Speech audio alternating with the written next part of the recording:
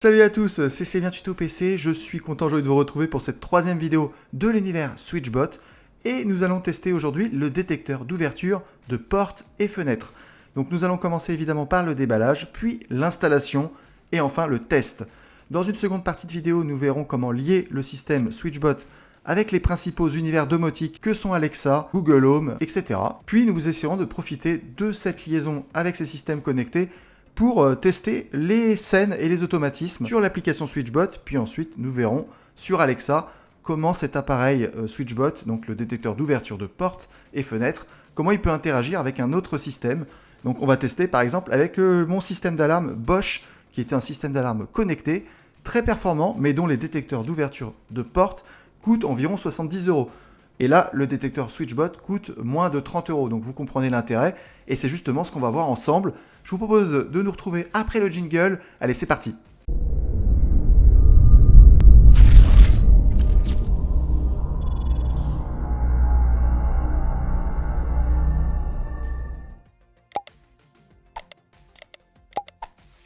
Et nous nous retrouvons pour le déballage donc, de l'appareil.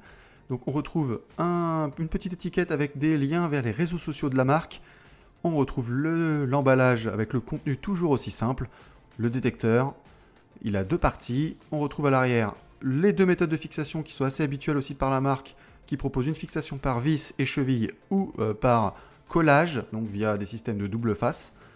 Donc je vais ranger les chevilles, je vais passer plutôt par le double face puisque je vais le coller sur ma fenêtre, donc une porte-fenêtre coulissante. Donc pas de question de faire des trous. On a deux supports d'ailleurs pour faire le collage.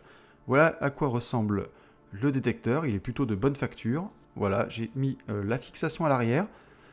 On défait, donc vous voyez, ça, par un coulissage, on retrouve les supports pour mettre les deux piles. Donc on insère les piles, c'est pas plus compliqué que ça. Une fois que les deux piles fonctionnent, vous allez voir, c'est très simple, il va falloir aller sur l'application SwitchBot. Donc on installe, on remet le capot, rien de bien compliqué, et une fois que c'est fait, on a fait déjà une bonne partie du travail. Bien sûr, il restera toute la configuration. On se rend sur l'application SwitchBot, donc comme on le voit actuellement à l'écran, on appuie sur le petit plus, et immédiatement l'appareil est trouvé. Évidemment, comme je le rappelle, il faut toujours activer le Bluetooth, et on appuie sur le bouton central ensuite. Pendant quelques secondes, comme à chaque fois avec SwitchBot, ça clignote rapidement, le mode appairage est mis en place. On peut faire suivant sur l'application, et on peut ensuite renommer, donc je vais l'appeler Contact Porte-Fenêtre. C'est le nom qu'on va retrouver sur SwitchBot, mais également sur les autres univers connectés que je vais vous proposer de voir juste après.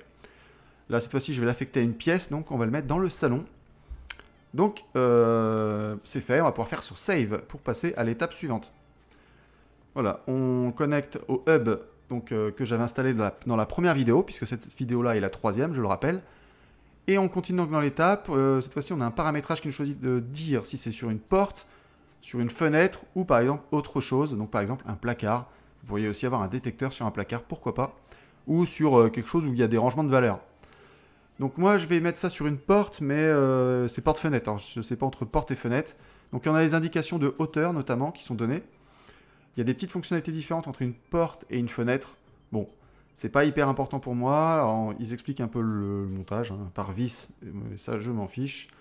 Donc en fait il n'y a pas grand chose à lire réellement. Au début, c'est ouvert forcément puisque les deux supports donc, magnétiques sont éloignés l'un de l'autre et donc on va faire des tests. Donc j'ai fixé, vous voyez, à mi-hauteur à peu près de la fenêtre et quand je ferme, sur l'application, donc il y a marqué closed, donc fermé. Alors l'application est écrite en anglais malheureusement. Donc on marque bien que la porte est fermée et quand je vais l'ouvrir, on va voir la petite lumière du contacteur qui va s'allumer et ce sera marqué ouvert. Voilà. Alors, hop, voilà, open. Et vous avez vu la lumière, au moment où j'ouvre et je ferme, la lumière, voilà, il y a un allumage, et donc, on passe d'ouvert à fermé. L'application le détecte tout seul. Et donc, après, vous allez recevoir des notifications sur votre téléphone quand c'est ouvert ou quand c'est fermé. Là, vous voyez, on est en direct, à droite, sur l'application, à gauche, sur la vidéo. Et vous voyez, ça détecte parfaitement l'ouverture et la fermeture. Donc, c'est l'objet, d'ailleurs, le but de la chose, évidemment, c'est ça.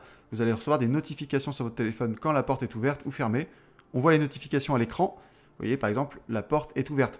Donc c'est très pratique, par exemple, si vous êtes au travail, vous savez que quelqu'un est rentré chez vous, par exemple. Ça peut être vos enfants, vous pouvez avoir des notifications comme ça.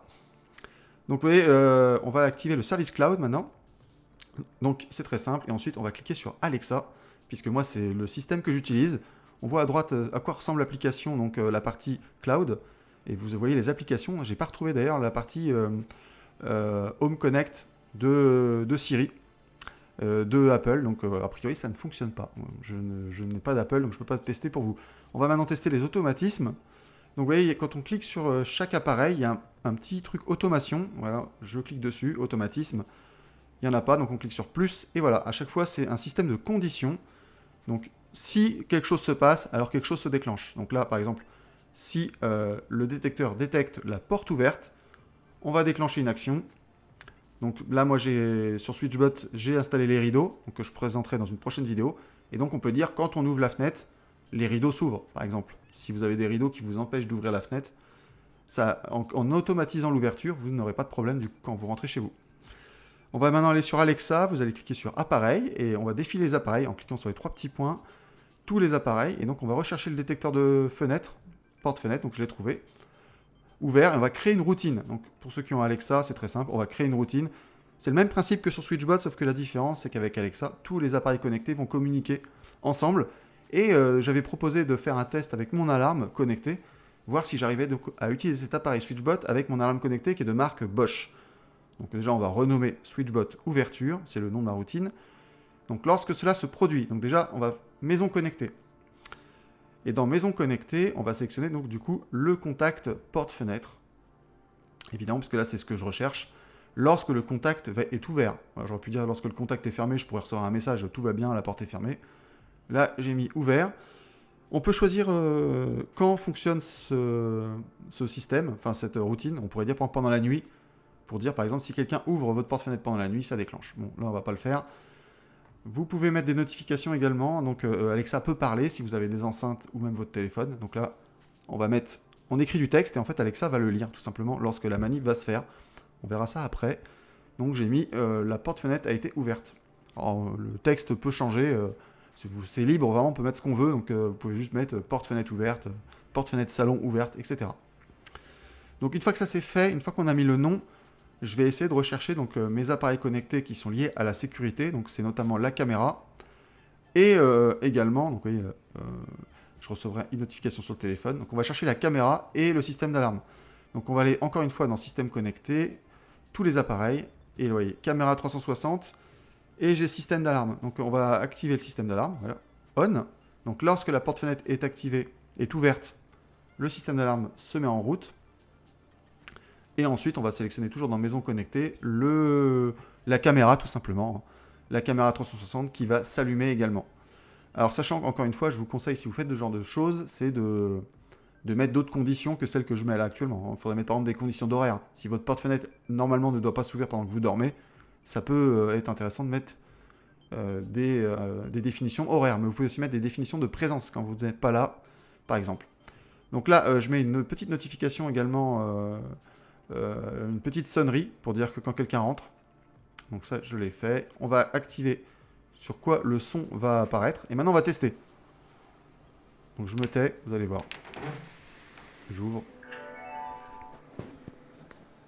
voilà, donc première notification, à gauche le téléphone, à droite ma caméra, on voit que j'ai une notification que la caméra m'a vu et que la porte a été ouverte et l'alarme va se déclencher comme j'avais sélectionné.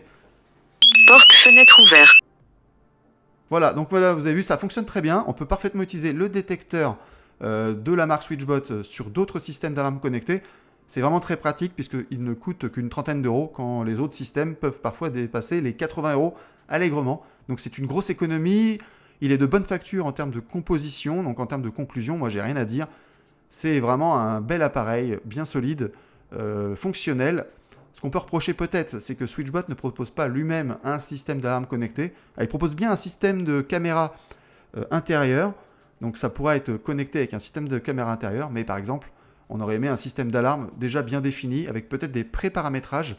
Là, il va falloir bidouiller un petit peu comme vous l'avez vu dans cette vidéo, mais rien de bien compliqué si vous n'avez pas peur de bidouiller. C'est vraiment un achat que je recommande si vous voulez, par exemple, vous sécuriser ou créer d'autres automatismes, comme par exemple déclencher... Par exemple, si vous rentrez le soir à 21 h en hiver, ça déclenche, quand vous ouvrez votre porte, ça déclenche les lumières, par exemple. Vous pouvez vraiment faire à peu près tout ce que vous voulez. C'est l'intérêt de la domotique. Voilà, j'espère que la vidéo vous a plu. On se retrouve bientôt pour une prochaine vidéo sur SwitchBot. Encore une fois, si la vidéo vous a plu, n'hésitez pas à vous abonner, à participer aux discussions en dessous de cette vidéo et à consulter la description. Donc j'ai plus qu'à vous souhaiter de bien vous porter et on se retrouve très bientôt. C'était C'est bien Tuto PC. Ciao, ciao.